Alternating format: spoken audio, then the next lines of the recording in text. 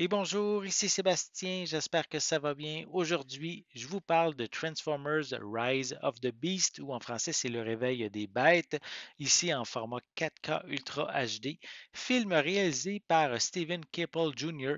et qui met en vedette Peter Cullen, Pete Davidson, Peter Dinklage, Ron Perlman, Michelle Yeoh, Cristo Fernandez, Antonio Ramos et Dominique Fishback.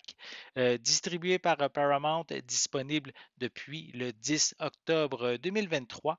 Donc, l'histoire se passe en fait, on va découvrir qu'il y a des milliers d'années, une clé spéciale a été cachée sur Terre. Elle permet en fait d'ouvrir un portail afin de voyager entre les planètes.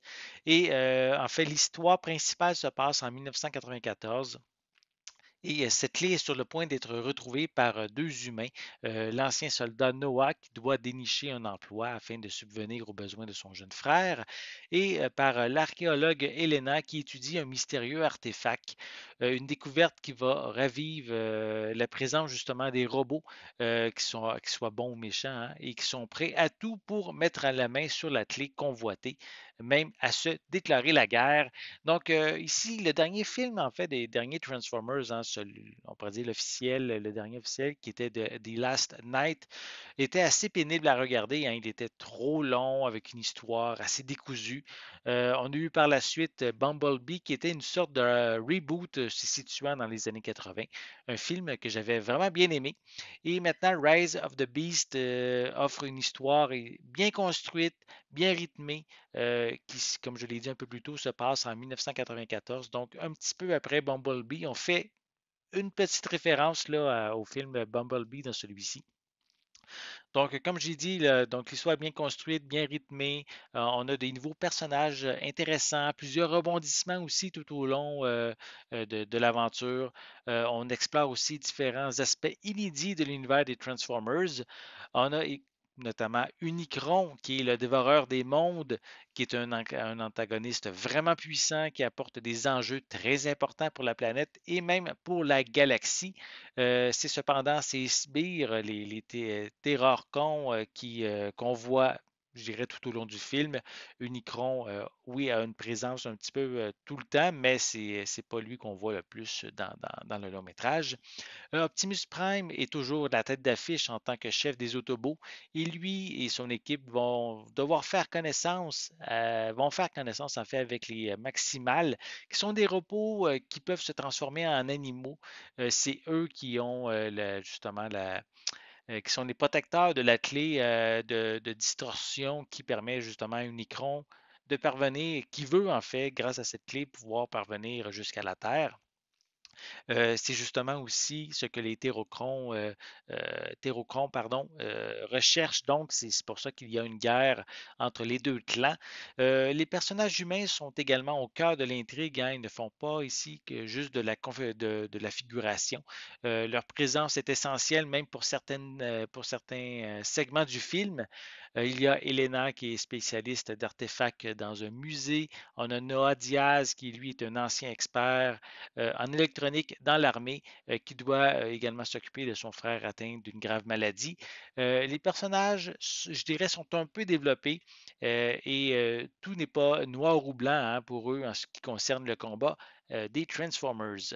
Les effets spéciaux sont vraiment réussis, même lors des nombreux affrontements où il y a beaucoup d'action. Si vous êtes fan des Transformers, le film, je dirais, répond bien aux attentes des fans. En tout cas, de mon côté, j'ai été conquis. Visuellement, ce transfert en 4K est de toute beauté. La clarté et les textures des images sont splendides. La précision des robots et surtout lors de leur transformation vaut vraiment la peine de se procurer l'édition 4K. C'est vraiment très, très bien fait.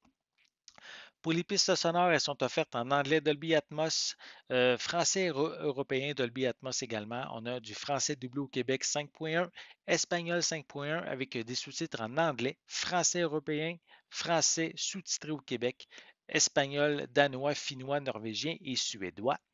Pour les suppléments, on retrouve une discussion avec les membres de la production et les acteurs à propos du film et de l'univers des Transformers. Il y a des featurettes sur les années 90, les vilains, les personnages, les véhicules, les voix et sur le segment du film se situant au Pérou. On présente en détail la scène de la poursuite en voiture avec le personnage de Mirage, l'affrontement à l'extérieur du musée ainsi que quelques scènes d'action. On complète avec des scènes supprimées ou allongées, ainsi qu'une copie numérique. Malgré que le succès au box-office n'a pas été au rendez-vous lors de sa sortie au cinéma, le film fait quand même partie des meilleurs de la franchise au cinéma. Beaucoup de films, plusieurs nouveautés emmenant un vent de fraîcheur et une scène finale qui promet plusieurs changements pour le futur de la franchise. Si vous êtes un fan des Transformers, Rise of the Beast fait partie des films à voir. J'irais surtout en édition 4K. C'est vraiment de toute beauté dans ce format-ci. J'espère que vous avez aimé cette vidéo. Si c'est le cas, n'hésitez pas à mettre un pouce en l'air, à laisser des commentaires. Dites-moi, est-ce que vous êtes fan des Transformers? Avez-vous vu le plus récent volet, qui est en fait le septième film aussi de la franchise? Dites-moi justement, qu'est-ce que vous en pensez en dessous de la vidéo et prenez le temps aussi, pourquoi pas, de vous procurer le coffret des Transformers, les 6 premiers films en 4K aussi, ça vaut la peine. N'oubliez pas non plus de vous abonner à ma chaîne, c'est important afin de rester à l'affût de mes prochaines capsules. Et pour l'instant, je vous souhaite une bonne journée, une bonne soirée et je vais être de retour très bientôt. À la prochaine.